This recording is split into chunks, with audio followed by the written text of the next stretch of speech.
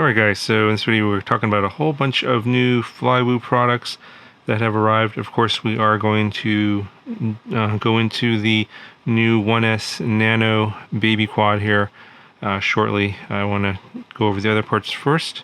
So this is a new F7 flight controller that they're calling it all-in-one, but it's not all. There's no ESCs on here. It's just the flight controller part. It's an F745. 20 by 20 mounting holes, and then you have these little things on the corners for mounting in a 30.5 by 30.5 mounting frame. So obviously you can put this into like a 5-inch or something like that, or smaller setting. So if you want to put this into a 20 by 20 stack, just basically these are just you can just basically pop these off. I think shouldn't be too difficult, and you'll have a 20 by 20 mount. It looks like a pretty basic F745. It's got the smaller F7 chip. It's got black box data right there, Betaflight or OSD chip there, MPU 6000 chip, and then here are all of the specs and the wiring diagram. This is included in the box. So it looks like it has 8 motor outputs, 7 UARTs. It's got a barometer, 5 volt 2 amp and a 9 volt 2 amp BEC, input voltage of 2 to 6S.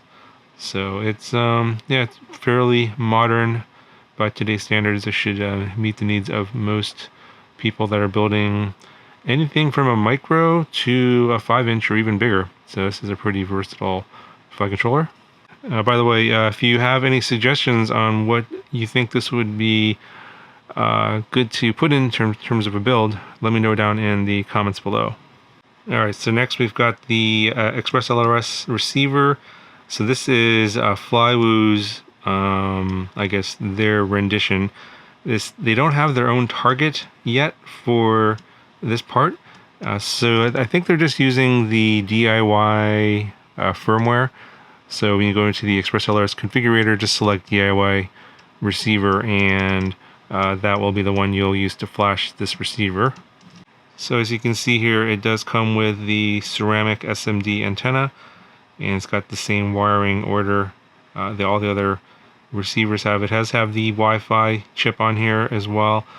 So basically it looks a lot like the Happy Model version, same size I believe. You can see the little Wi-Fi antenna there, and basically just uses the DIY firmware and not the Happy Model firmware, so don't get that mixed up. But this is their version, and this is also in the 1S Baby Nano that I'm going to show you here shortly. By the way, the wires are also included in the packaging. Alright, so this is the all-in-one flight controller that is in the 1S Baby Nano, and has a built-in FreeSky D8 receiver, as well as built-in video transmitter up to 250 milliwatts, 5 amp ESCs. It's 1S only.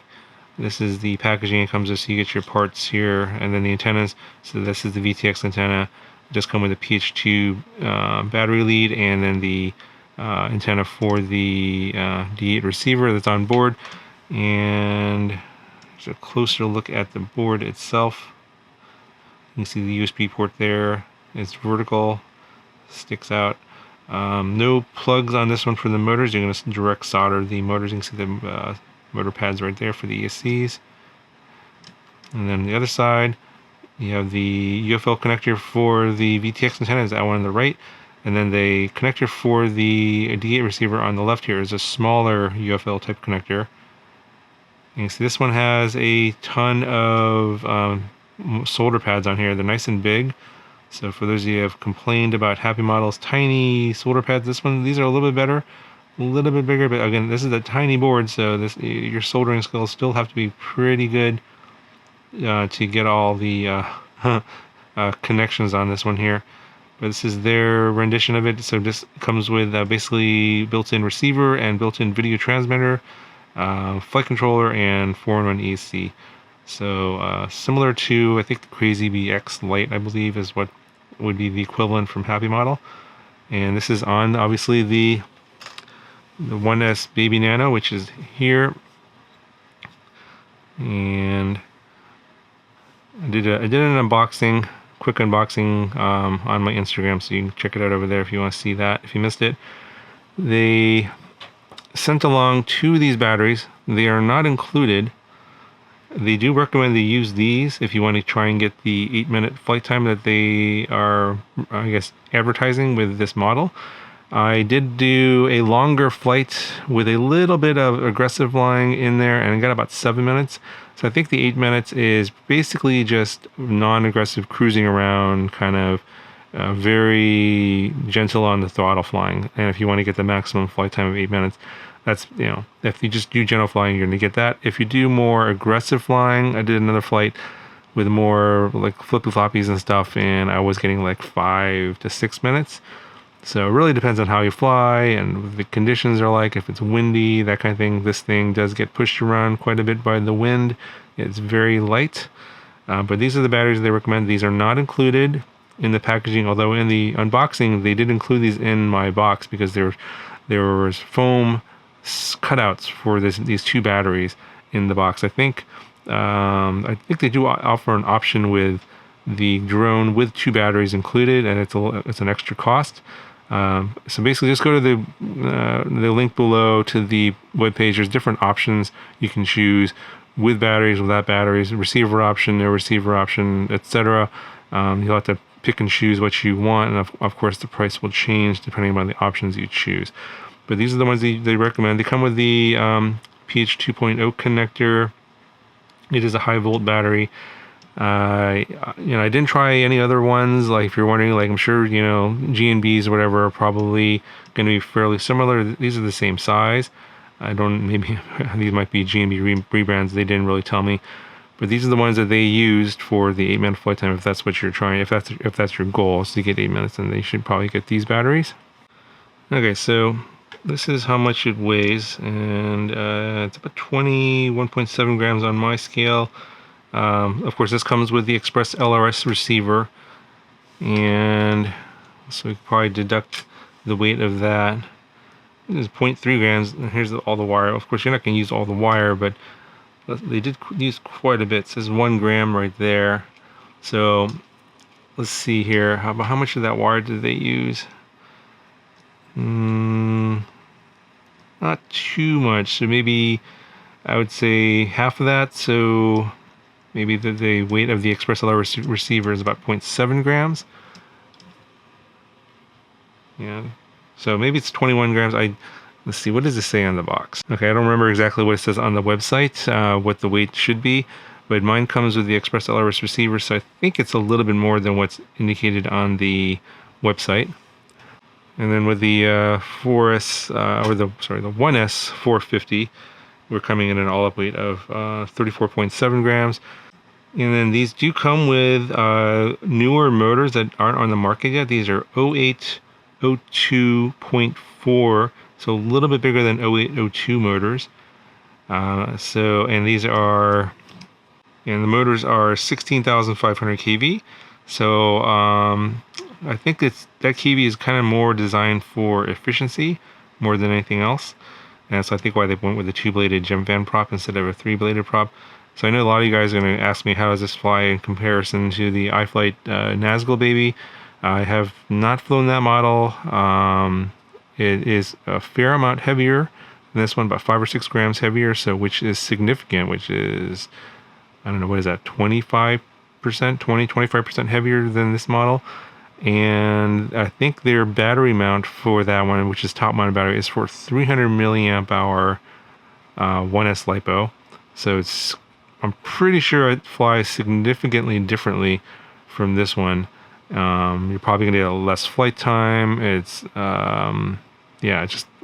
just way different. I think that motor is also different. It's an 0802, I think 22,000 kV motor, if I'm not mistaken, just looking at the specs. So that one's going to be for like more like joyride type of flights. Shorter, my estimation is going to be, the flights are going to be shorter, maybe 3 minutes, 2 minutes, but probably with a little bit more power than this model here.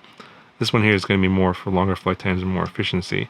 So yeah, so they have a newer motor on here, along with this updated flight controller with built-in VTX. They have this new camera here I haven't seen before. It kind of reminds me of like the Runcam Nano 2 or 3, or maybe the Ant. It's possible it's based off of those. I'm not 100% sure. Image looks pretty similar to a lot of these sort of like tiny nano cameras out there, so not too surprised. The frame here is kind of like a Dead Cat Squish Decks kind of frame, so a little bit further apart in the front, so you don't really see too much of the props, and then a little bit closer in the back. And the battery, I guess the battery holder here is TPU, so it stretches a little bit. It fits really well for the battery that they sent. And you can see that they're using countersunk screws here on the bottom, so the battery just slide in without scratching on the screws, which is nice. It's a nice little design thing. The bottom plate here, which is very thin, I think it's only 1 millimeter.